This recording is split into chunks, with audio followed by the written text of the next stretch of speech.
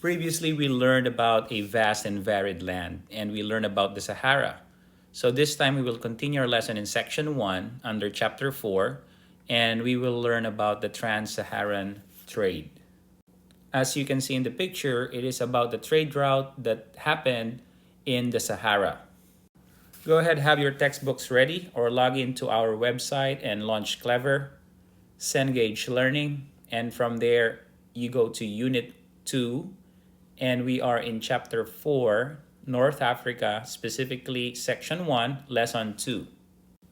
The objective of this lesson is to summarize the development of trade in North Africa and across the Sahara.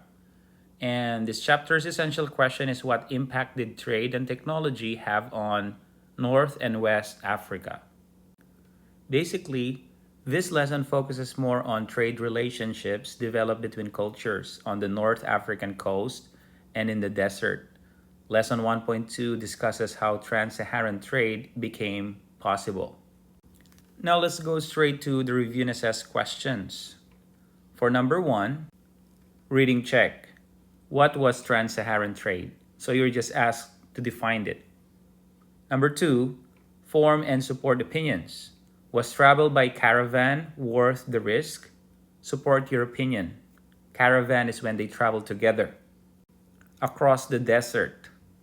So you can't go wrong with this question because it asks about an opinion. Number 3, interpret maps. What valuable goods were exchanged on the Trans-Saharan trade routes? Now, prior to its downfall at the hands of the Romans, the ancient city of Carthage was one of the world's richest cities, mostly as a result of trade. So Carthage traded in perishable goods such as textiles and foodstuffs. Like other cities located on North African Mediterranean coast, Carthage became an important location on Trans-Saharan trade routes. Carthage and the Mediterranean cities of Alexandria and Tripoli were shipping ports that made it possible to extend North African trade to Europe or European kingdoms. Now, who traded in the North African region? So trade in North Africa began with the Berbers. They were native to the region and they lived in communities spread throughout the areas of present-day Egypt, Libya, Tunisia, Algeria, and Morocco. So most Berbers farmed or herded cattle. Others lived as desert nomads or dwelled in the mountains. So despite of these differences, they shared a broad Berber culture. So who are the Berbers? Berber is a foreign word. The Berbers do not call themselves Berber, but they call themselves Imazighen, men of the land. Their languages is totally unlike Arabic, the national language of the Morocco and Algeria. One reason the Jews have proposed in the Morocco is that it has been a place where Berbers and Arabs shaped the history, and multiculturalism has been a fixture of everyday life for a long time. So Berbers are the indigenous people of Morocco and Algeria, and a lesser extent by Libya and Tunisia. They are descendants of an ancient race that has inhabited Morocco and much of northern Africa since Neolithic times. The origin of the Berbers are unclear. A number of waves of people, some from Western Europe, some from Sub-Saharan Africa, and others from Northeast Africa, and eventually settled in North Africa and made up its indigenous population or the local inhabitants, local people. So Sub-Saharan trading is never easy. They usually travel in caravans up to 500 camels and sometimes even up to 12,000 camels. So that's a lot of animals to take care of, but they are very useful. So the journey across the Sahara could take at least from 40 to 60 days, that is 3 months. And it was only made possible by stopping at oases along the way. But even with these water stops, the journey was brutal and hazardous, very dangerous. So travelers need to carefully follow the trade routes that the Arab medieval writers were so particular in mapping them.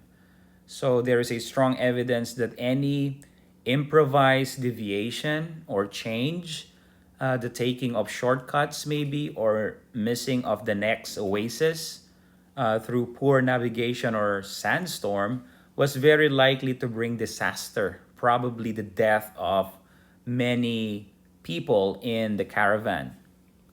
Other dangers include bandits, venomous snakes, scorpions, and supernatural demons. Desert people often believed that haunted them in certain parts of the Sahara. Of course, the biggest problem is water.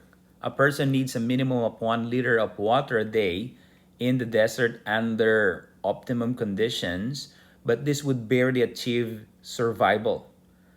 The typical consumption is about 4.5 liters a day. So, fortunately, camels need not drink anything at all for several days. Although, when they do reach the water source, they drink a lot. So, the chief limit of the caravan then was how much water it could carry and how quickly it could get to the next water source along the route. What exactly was worth all the bother of transporting over large distances very much dependent on a particular rich elites in the north and south of the desert. So something which exchange not only because of taste and fashion, but also the rise and fall of states and their access to goods which could be exchanged. Salt was the major commodity going south, which was exchanged for gold, ivory, these are like tusks of elephants, hides, these are intestines that were dried and are typically used for storing water and food, and slaves acquired from African tribes conquered by sub-Saharan empires. So goods were gathered up from across the entire West African region and channeled along the Niger and Senegal rivers to the trading ports like Timbuktu. As the Sudan region saw new richer empires, is the rise of the Mali Empire and the Songhai as well. So wealthy elite sought ever more exotic and expensive goods from North Africa and the wider Mediterranean. So sub-Saharan trading is very risky, in fact very dangerous. But if you will look at all the goods that they traded, you can understand why a lot of people during this time in this particular place would risk a lot of things in order to earn a lot of money out of this trading system. Now, to summarize, first, Trans-Saharan trade was the trade that crossed the Sahara. That is very straightforward, simple. Number two, I think travel by caravan was worth the risk for a lot of people because it led to the acquisition of wealth. What are the trade goods that were traded in the area? As was mentioned, gold, copper, salt, and slaves were valuable goods exchanged on the Trans-Saharan trade routes. Go ahead, answer the review and assess questions. Thank you.